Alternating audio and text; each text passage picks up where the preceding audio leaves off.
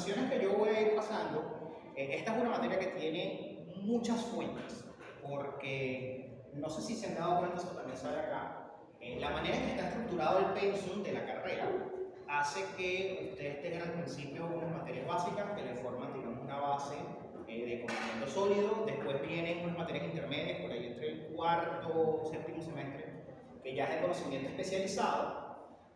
Por ejemplo, si se fijan, cada materia les enseña a trabajar un equipo o una serie de equipos que comparten características, ¿no? Bueno, calor se encarga de intercambiadores y cosas por el estilo, fluidos es bombas y compresores, ese tipo de cuestiones. Pero ya las materias de octavo semestre en adelante son como de consolidación, donde ustedes ya combinan varios conocimientos.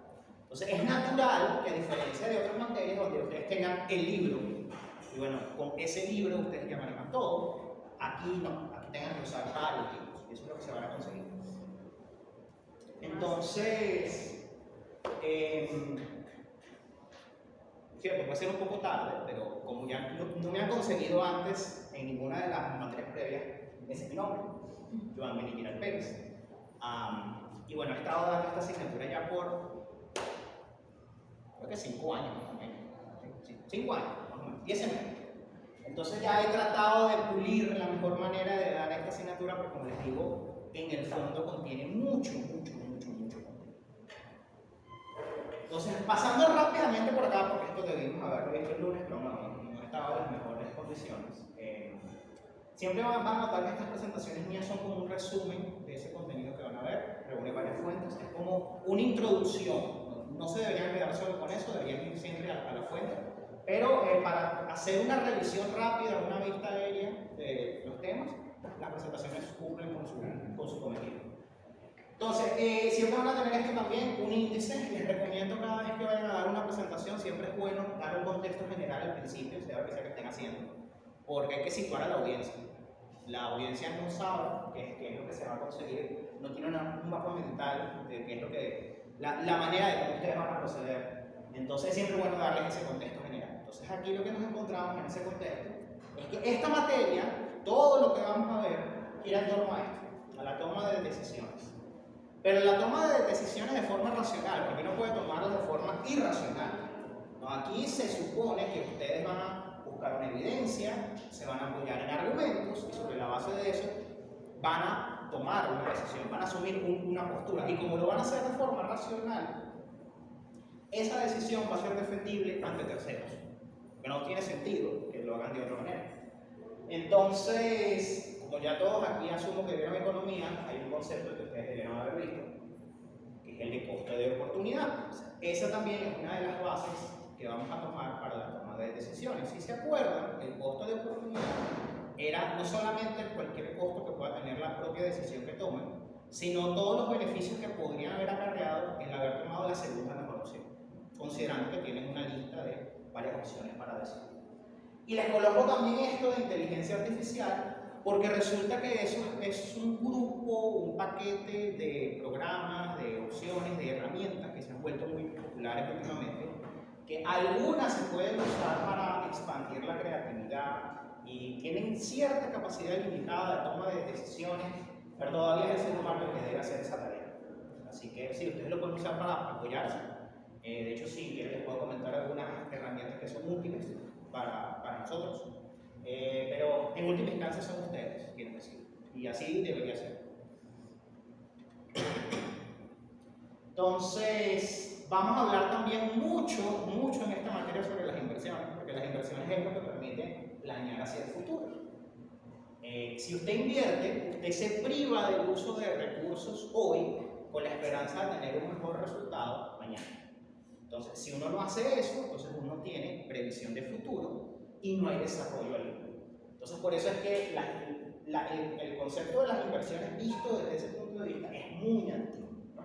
Por ejemplo, el hecho de invertir un esfuerzo, invertir tiempo, materiales para hacer fuego, ¿no? Eso era tiempo que se podría haber invertido cazando o hacer ese tipo de cosas en aquel entonces. Pero el fuego traía otros beneficios que superaban lo que tú podrías haber hecho en cualquier otra actividad. Entonces, eso es una inversión. Eso nos demuestra que las inversiones es simplemente empeñar recursos. Y los recursos pueden tomar múltiples formas: habilidades, tiempo, dinero, materiales, personas.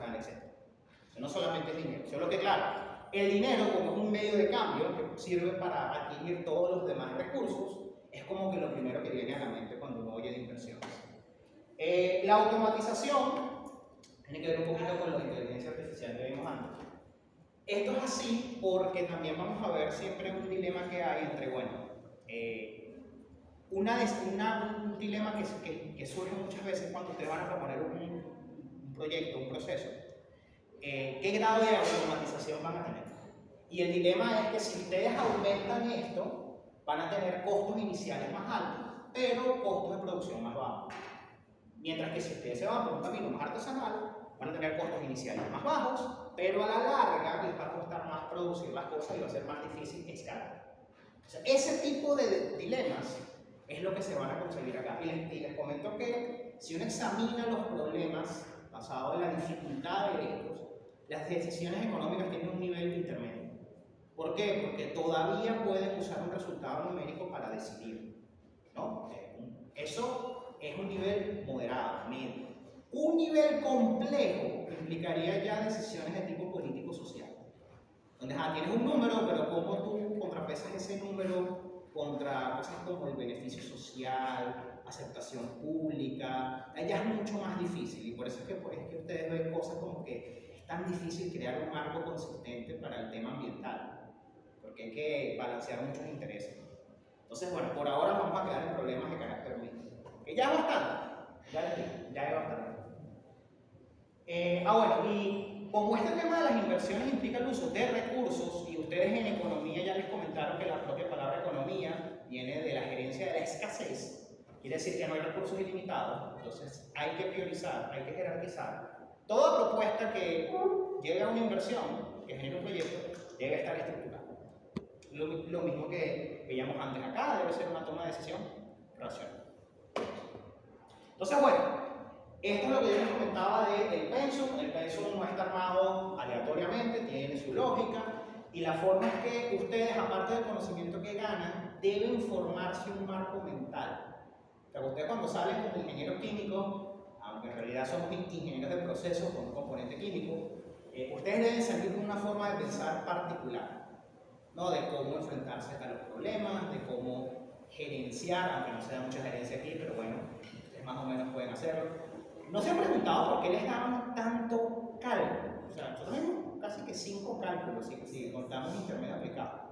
¿Para qué tanto cálculo?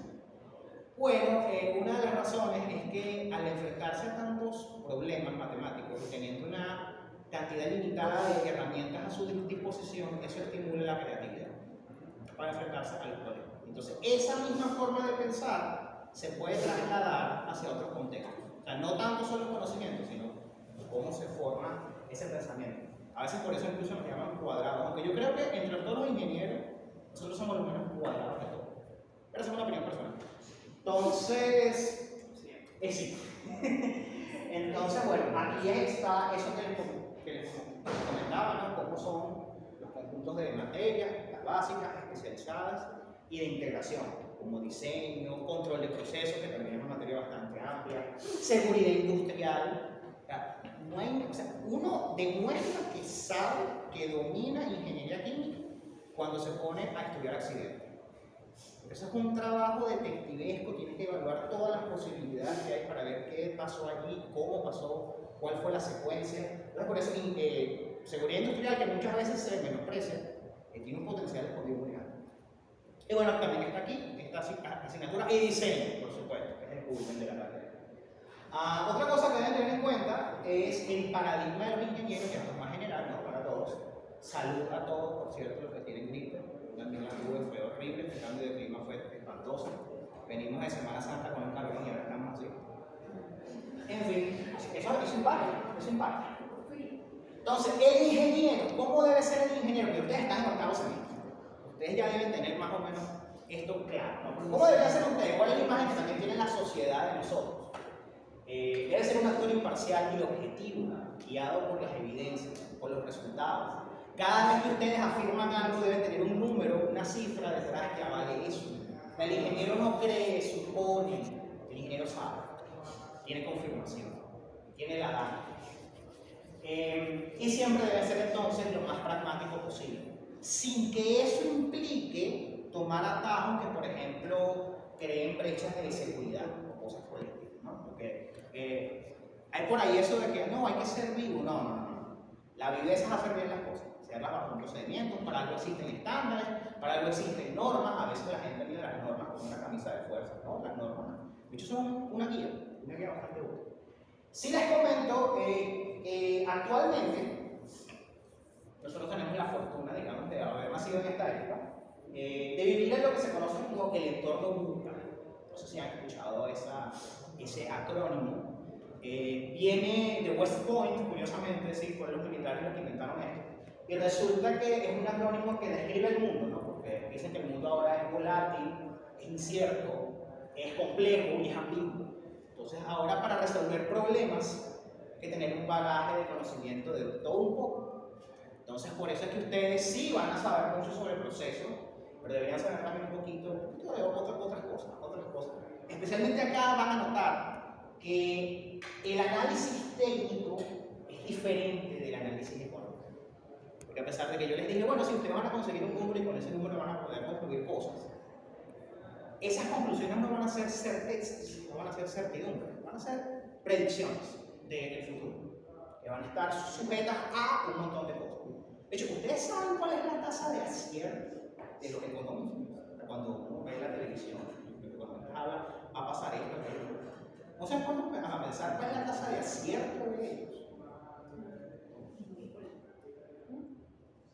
Bueno, es aproximadamente 20%. Imagínense si nosotros, los ingenieros que trabajan en problemas técnicos, tuviesen una tasa de acierto de 20%, se caerían los puentes, explotarían las plantas, un montón de cosas. Entonces, el problema es que ingeniería económica es el cruce de esas dos cosas, y claro, entonces nosotros acostumbrados con problemas que se basan en leyes físicas, que tienen un resultado concreto, a veces no nos gusta eso de que la respuesta sea ni sí ni no, sino que sea depende de un montón de otras cosas. Por eso es tan importante que el procedimiento y la metodología que ustedes sigan sea consistente y defendible, porque no vale tanto el resultado sino el procedimiento que siguieron para conseguirlo. Que los otros digan, ah, no, tiene sentido lo que él hizo. ¿Tuvo razón? No, pero tuvo sentido lo que él hizo. Es válido. Entonces, por eso hay que aprender a vivir con un cierto margen de error, con esa cierta incertidumbre.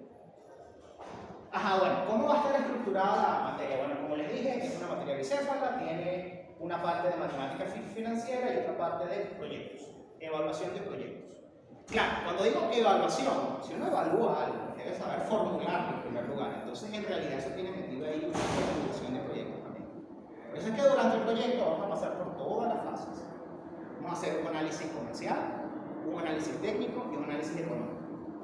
Todo con ciertas limitaciones, bajo ciertas premisas que simplifican el trabajo, pero van a pasar por todas las etapas. ¿Quiere decir eso que esos son todos los enfoques o aristas que pueden tener un proyecto? No, ni de broma.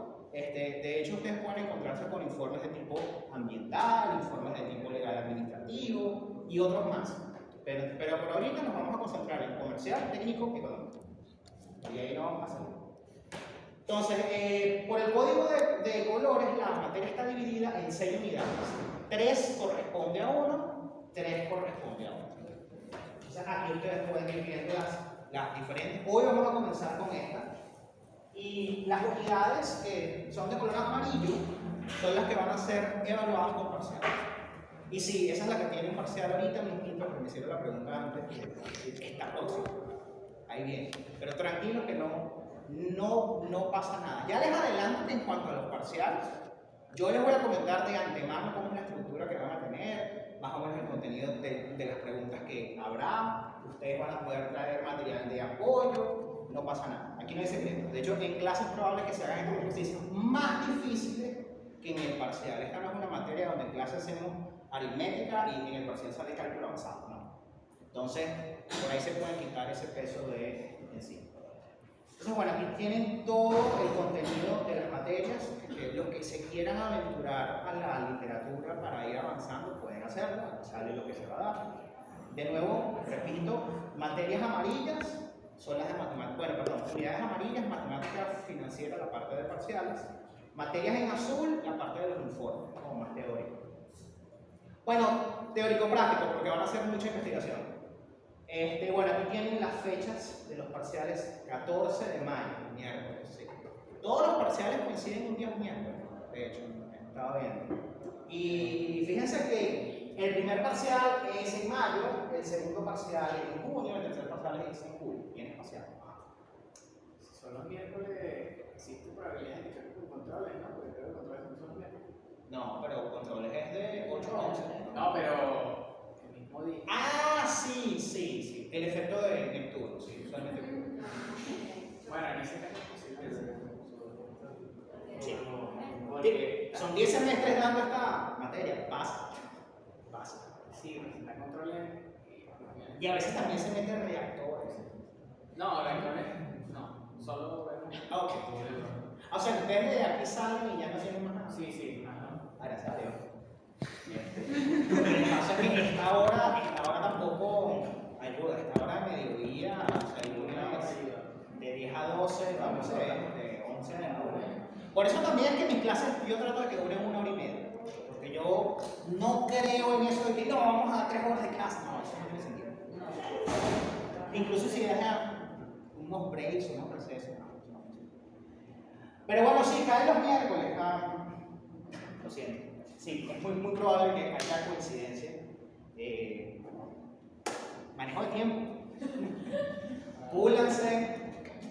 Tiene la ventaja en controles de que tienen quizzes. Ya les deben haber comentado de que los quizzes son como un reflejo pálido de cómo son los parciales. Pálido, sí. No es una cosa uno a uno. Es un reflejo. Pero más o menos ustedes se pueden dar una idea de cómo es y adaptarse de cara al parcial una vez que haya visto el libro. Entonces, yo planeé esto así para que esté bien espaciado todo, porque de paso tenemos el tema de los informes. Fíjense que si todos los parciales caen los días miércoles, todos los informes, la fecha tope, o sea, los parciales sí, esa es la fecha. Ustedes llegan, están 2 horas aquí sentados y ya cumplieron con el parcial. Pero el informe, aquí lo que se pone es la fecha tope, o sea que en teoría un grupo podría formarse mañana, elegir el tema después y 2 semanas más tarde entregar el primer informe, porque esas son las fechas tope. Pueden entregar trabajos parciales antes, o sea, para que ellos los vean y les diga cómo van. Casi nunca nadie hace eso porque dejan el informe para la última hora, pero es una opción disponible. Y les digo, la corrección de los informes es rigurosa. Entonces, por favor, afilen en la parte de redacción, coherencia, sintaxis, todo eso. De hecho, si van a formar un grupo, el consejo que les doy es, por ejemplo, si ustedes tienen un grupo de 3, una sola persona, o sea, todos investigan, todos contribuyen, todos crean el pool de conocimiento necesario para hacer el informe, pero una persona es la que redacta y los otros 2 actúan como correctores.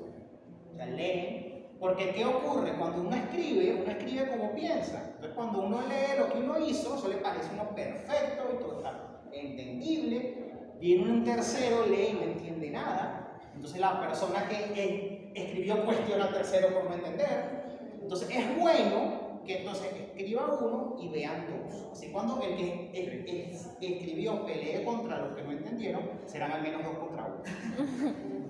Sí, así. Entonces, y créanme, se nota a leguas, para quien ha leído bastante, se nota a leguas cuando un trabajo se hizo en grupo y no en equipo. ¿Por qué? Porque entonces el trabajo acaba siendo un Frankenstein, acaba siendo un trabajo que tiene pedazos de lo que hizo cada quien. Y cada quien escribe con un estilo particular. Yo no los conozco a ustedes, no me los he encontrado antes, pero voy a reconocer cómo escriben, porque ha pasado, en serio. Y a pesar de que hay normas de cómo se debe escribir y tal y todo, por ejemplo, usar impersonal, todo en impersonal, se hizo, se comenta, se puede observar.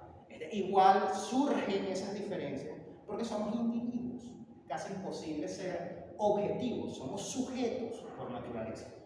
Entonces, bueno, aquí tienen los informes y los aspectos más importantes. Entonces, la cosa con los informes es que no son del todo independientes. Más bien, en teoría, todo esto debería ser un gran informe.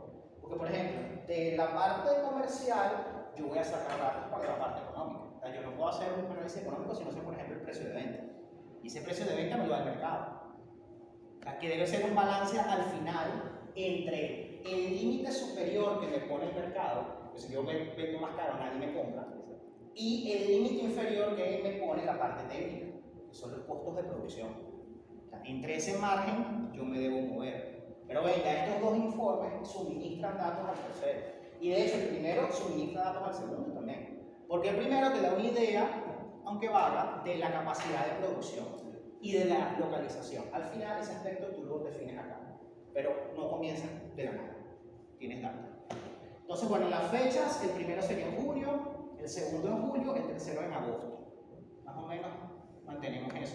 Fíjense que es como un mes de diferencia con respecto a los parciales. Los parciales son mayo, junio, julio, informes es junio, julio, agosto. Parciales miércoles, informes los viernes. Fechas tope, pueden entregar antes. Aquí está lo de las clases, ahorita lo vamos a ver con más calma. Bueno, las normas, cosas de sentido común. Quizá lo más interesante acá sea esto, el parcial de reparación. Sí, existe, tienen derecho a eso. El parcial se puede pasar. Sería una estafa hacer un parcial cuya meta es reparar y que es imposible de aprobar. Lo que sí les digo es que el parcial va a tener toda la materia, eso incluye partes del proyecto, o sea que salgan en la teoría. Y está diseñado para aprobarse, pero siguiendo ciertas estrategias. O sea, no es que ustedes van a llegar y se pueden quedar a dormir durante todo el semestre y después usan ese parcial para aprobar y listo. No. Porque su idea es reparar, no usarse como un instrumento para mejorar la nota. Entonces, es posible pasarlo siguiendo ciertos pasos. Bueno, y los informes, si estas son las fechas tope, pero ustedes podrían entregar de forma extemporánea. Lamentablemente eso tiene una penalización, 2 puntos por día. Y ya cuando pasan 5 días, automáticamente es 0. O sea, no es que llegan a 10 y sigue bajando, no, llegan a 10 y si todavía no han entregado, 0. No hay condición, o sea, por este semestre no voy a colocar una condición de aprobación. El semestre pasado sí la hubo. Por ejemplo, una condición de ese estilo es la que tienen con controles, donde creo que ya les han comentado que tienen que pasar a puro 2 parciales. Sí, son 3, raspan 2 ya. Entonces, antes había eso, ahorita no, pero sí les pido por favor concéntrense en los 6 instrumentos de aplicación de nota que existen en la materia. No desestimen ninguno. Mucho ojo también, especialmente con los informes, porque a veces subestiman el tercero. Y es de hecho el que más nota alberga, más que cualquiera de los parciales porcentajes. Porque es el culmen de todo. Entonces, bueno, aquí yo les comento por qué existe el proyecto. Básicamente porque los parciales son insuficientes para evaluar aspectos que yo necesito evaluar acá. Por ejemplo, el trabajo en equipo, el pensamiento crítico, cómo son ustedes como investigadores. Porque ahorita el problema, a diferencia de generaciones anteriores, no es encontrar información. No, el problema es discernir qué de tanta información que hay es lo realmente útil. O sea, y eso en parte nos ayuda la IA, pero eso les ofrece la primera parte. Ustedes después tienen que refinar eso. Entonces, eso es lo que yo quiero ver. Y bueno, también la parte de redacción y síntesis. Que si les digo, el consejo es lean bastante, después se sientan, escriben, dejan eso allí, un remojo, lo revisan otra vez, vuelven a corregir, después se lo muestran a los demás. O sea, es todo un proceso iterativo el de la redacción. Y la síntesis. No lo comenté, pero creo que está, ahorita lo vamos a ver. Hay un límite de palabras en los informes. ¿Por qué? Porque ustedes tienen que pensar que estos informes van a ser dirigidos, por ejemplo, a ejecutivos o personas de esa estatura que no van a poder leer un informe de 80 páginas. Entonces, van a tener un límite de palabras. Y se incentiva el uso de instrumentos como tablas, esquemas, figuras, gráficos, porque son estrategias, son instrumentos que transmiten información muy eficazmente. Todo lo que podrían decir en 2 páginas se puede colocar en un gráfico. Y no es todo un detalle porque no deberían caer en la redundancia, que lo he notado en algunos informes. Entonces, esto es el proceso de cómo se hacen los proyectos. Ya les aviso, nosotros vamos a quedarnos aquí en anteproyecto. La parte de perfil, en teoría, ustedes la hacen cuando se seleccionan el tema. Porque, acuérdense, toma decisiones racionales. Si ustedes van a elegir un tema, que ya cuentan con la lista de cuáles son los temas que no pueden elegir, entonces ustedes tienen que elegir otros temas. Van a haber una serie de motivos que los va a llevar a elegir ese tema. Y quizá no son motivos enteramente nobles, quizás sean motivos porque, bueno, ustedes tienen una ventaja injusta sobre ese tema y quieren aprovecharlo. Generalmente, o sea, ¿qué ocurre? Quizá algún miembro de su equipo tiene acceso a información privilegiada, que trabaja en un sitio especial, o su familia posee un cierto negocio, etcétera, etcétera, etcétera.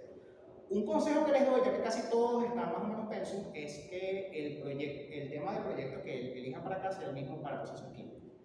De hecho, una persona que fue la que curiosamente trabajó sola en su proyecto, creo que era harina de café, Daniel Mendoza, él hizo ese mismo proyecto para esta materia, para procesos químicos, para diseño, para la tesis, o sea, le exprimió el jugo a ese tema como no tienen idea. Y pasando por todas las materias, ese tema fue cambiando. Porque claro, con la retroalimentación de cada una de las asignaturas, el tema fue mejorando y mejorando, hasta que llegó al tema de una tesis de pregrado. Mi respeto, está bien. Eso es una integración vertical bastante potente, ustedes podrían hacer eso. Entonces, bueno, nos vamos a quedar en este nivel porque esto requiere mucho trabajo de detalle y de paso, ya con el anteproyecto, ahí se toma la decisión sobre qué hacer. La parte del proyecto definitivo es simplemente refinar lo que ya se decidió en el anteproyecto. Y como el tema nuestro es tomar decisiones, ya nos basta y sobra con llegar a qué deberían hacer acerca de cómo va a ser ese proyecto que van a hacer. Y ya les aviso, un proyecto de manufactura. Sí, porque ustedes podrían pensar, bueno, pero yo puedo montar una iniciativa de compra y venta de productos. No, ustedes van a montar una planta. Entonces, va a ser un proyecto de manufactura, porque los proyectos de manufactura tienden a ser los más complejos. Tienen mayor cantidad de cosas. Y como esto, al fin y al cabo, es una actividad pedagógica, el objetivo es el aprendizaje, vamos a lo más complejo. Si ustedes después trabajan con algo más simple, les parecerá un paseo. Entonces, bueno, estas son la serie de preguntas que se deben plantear a la hora de elegir un tema. Por ejemplo, ¿cómo es el producto? ¿Qué datos tienen disponibles? Eso es lo más importante. O sea, un buen tema, buen tema, es uno del que haya mucha información. Si ustedes tienen mucha data, chévere, les va a servir perfecto. No tienen que inventar la rueda, no hace falta. Puede ser un tema sencillo. Incluso, o sea, ustedes lo pueden ver en los temas prohibidos que están en el grupo. No son cosas de la NASA. Por ejemplo, hay cosas como jabón, galletas, catalina, detergente, cemento. Son cosas normales, típicas. Porque ese es otro consejo que les doy. Traten de que el producto que ustedes escojan llegue al público. O sea, que ustedes estén, saben que hay una cadena de producción, ¿no? Bueno, que ustedes traten de que ustedes sean el último eslabón. O sea, quizás pueden tener unos mayoristas después que conduzcan el producto, pero traten de que lo que sea que ustedes produzcan, el cliente o que eso esté dirigido al público final. Porque si es un producto intermedio, es más difícil encontrar información. Se los comento por experiencia propia. Yo, por ejemplo, he hecho análisis de mercado y uno de los que más me costó fue uno de piezas de aluminio fundido en el Medio Oriente y África del Norte. Y eso me costó muchísimo porque tú no ves esa data así como así. Tienes que meterte más bien en las industrias que usan las piezas de aluminio fundido. ¿Cuáles son esas industrias? Construcción, automóviles, industria aeroespacial, uso militar, todo ese tipo de cuestiones. Entonces me tocó meterme a investigar desde una industria como 5. Eso es lo que pasa cuando tú usas un producto intermedio. Más sencillo con productos de acceso al público. Por eso es que los temas que ven en los temas prohibidos tienen esa característica común. Todo el mundo acató el concepto. Entonces, bueno, piensen cómo es el producto, porque del producto depende todo. Y ya después vienen otras cosas, ¿no? Como es su cadena de suministro, que es algo que creo que nunca les comentan aquí en la carrera, ¿no? O sea, siempre ha sido la planta. Y nos quedamos en la planta y los equipos de la planta. Y nunca salimos de la planta, pero resulta que la planta no vive sola, la planta está metida en una cadena viva, con una serie de elementos que interactúan con ella, pero también hay que pensar en la cadena de suministro. Por ejemplo, uno de los principales problemas del COVID fue la disrupción de las cadenas de suministro. Se crearon una serie de embudos en un montón de productos clave, específicamente los microchips, como ejemplo concreto. Saldrá algún día. Entonces, bueno, piensen en eso, piensen en cuál es el mercado meta, por qué es el mercado meta. Por ejemplo, hubo un grupo que hizo compotas y de una, el mercado que se les ocurrió fueron los bebés. Y eso está bien, chévere, pero también podrías haber pensado en el mercado de los adultos mayores, que también van a hacer compotas. Entonces, el tema de cuál es el mercado a veces no es tan obvio. Y mientras más opciones tengas, mejor. Entonces, ver si su producto tiene cabida en el mercado, cómo es el proceso productivo, este debería ser su fuerte, por cierto. Y una cosa interesante es que ustedes creo que a lo largo de toda la carrera han visto puros procesos continuos. Si ustedes van a trabajar con un producto que le llega al público, lo más probable es que o caigan en el área de alimentos, o caigan en el área de productos del hogar, o caigan en el área de fármacos. La mayoría de esas industrias trabajan con procesos semicontinuos o batch. Entonces ya ese es otro tema que creo que no han visto mucho en las otras asignaturas, que requiere cierto cuidado. Porque allí no es tanto cómo es el proceso, sino cómo es el esquema de producción. O sea, cómo hacer para minimizar el tiempo muerto, para maximizar el uso de los equipos, todo ese tema. Pero yo tengo grandes expectativas en ustedes, esa es la parte fuerte, esa es la parte técnica, la del proceso productivo. Así que eso no vamos a ver mucho acá. El Turton es un buen libro para eso, creo que también lo van a ver en procesos químicos. Ese comparte. Entonces, preguntas claves como cuándo van a producir, por qué, cuáles son los principales equipos, van a ver que eso importa mucho a la hora de los costos, dónde podría ubicarse y por qué, de nuevo, decisiones racionales. No es porque me nació, porque ese es el lugar donde yo nací, etc. A veces ocurre, hay personas que son así, pero no, ustedes deberían usar toda una serie de criterios para decidir. Y bueno, obviamente si es económicamente rentable y si es económicamente robusto. No es lo mismo. No es lo mismo ser económicamente rentable a ser económicamente robusto. Un proyecto puede ser rentable y ser marginal. ¿Cómo es eso? ¿Por qué se llama marginal? Porque claro, esa palabra quizá tiene una connotación muy negativa. Porque está en los márgenes, es decir, está en una condición límite que permite que sea rentable. Pero tú mueves eso, creas sí, incluso la más pequeña perturbación hace que ya no sea rentable. Entonces, un proyecto robusto, en cambio, no, vale, tú le metes cualquier estímulo y todavía sigue produciendo ganancias. Eso es robusto, o resiliente, se le conoce así. Entonces, vamos a ver que a nosotros no solo nos interesa la imagen, ¿no? De bueno, si es rentable o no, sino la película completa. Bueno, ¿qué pasa si yo comienzo a cambiar un montón de cosas? ¿Sigue siendo rentable o no? O pueden verlo en el caso contrario, oye, quizá no es rentable. O sea, sí, eso puede pasar. Ustedes eligen un proyecto y resulta que, mira, no es rentable. No van a forzar a que sea rentable, no, mira, les digo que no es rentable, bajo las condiciones actuales. Bueno, quizás puedan averiguar cuáles son las condiciones o la combinación de condiciones que hace que eso sea rentable y evaluar qué tan posible es ese conjunto de condiciones. Eso también es parte del trabajo. Bueno, y estas son, no, ya yo he hablado bastante, quizás les he escrito muchas cosas, pero como dijo un profesor que yo vi en el IESA, que admiro mucho, que se llama Manuel Puente, ninguna clase se equipara con leer los libros. Entonces yo ahora les digo, y ahora diario, hay literatura obligatoria y hay literatura complementaria. Entonces, en la obligatoria tenemos este libro para el parcial. Ya les digo, este es el libro para los parciales. Estos dos son para los proyectos. En particular para la parte metodológica y para la parte más técnica. Porque de hecho este es un libro para la ingeniería económica para ingenieros químicos. O sea, tiene cosas como, por ejemplo, curvas de costo, para ver, teniendo la capacidad de un equipo, cuánto costaría ese equipo. Y tiene técnicas para moverse a través del tiempo, por ejemplo. Ese es uno de los temas que vamos a comenzar viendo ahorita. Y bueno, tienen otros libros, por ejemplo, estos dos complementan temas de parciales, estos dos complementan temas técnicos, también los podríamos usar para procesos químicos.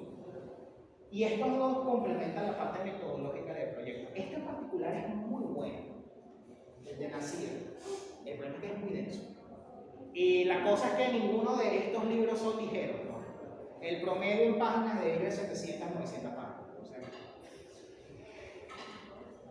bueno, no es la misma carga que los de humanidades, pero pues, tampoco es trivial. Pero por ahora, primeros 4 capítulos de ese libro. Y para comenzar, ¿por alguna pregunta? Este es el cronograma. Ajá.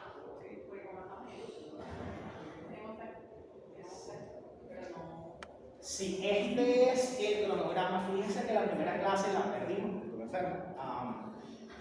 pero las otras 6 clases, yo le dije, no, son 6 clases por la unidad 1. Sí, aquí está. De hecho, hoy deberíamos llegar hasta el concepto de equivalencia económica. Y esto contiene todo. Yo voy a ceñirme a este programa y hasta está incluido el examen de preparación. De hecho, el 18, por ejemplo, no tenemos actividad. Es libre. Pero eso también actúa como un colchón de seguridad en caso de que necesitemos tomar ese día. Entonces, por acá, por aquí tenía, no, aquí no sale. Pero yo después les voy a pasar como unas guías. Para cada informe va a haber una guía que dice más o menos qué es lo que debería ir en cada informe. Y ya les adelanto que ahí sale un límite de palabras, creo que está entre 2.000 y 5.000 palabras. Una vez un grupo que me entregó un informe de 20.000 palabras. Es demasiado. Entonces, yo quiero evaluar cómo son ustedes a sintetizar información. No todo lo que tienen ahí puede ser igualmente relevante. Es imposible. Entonces, bueno, sin más pérdida de tiempo, vamos a la unidad 1, los aspectos básicos.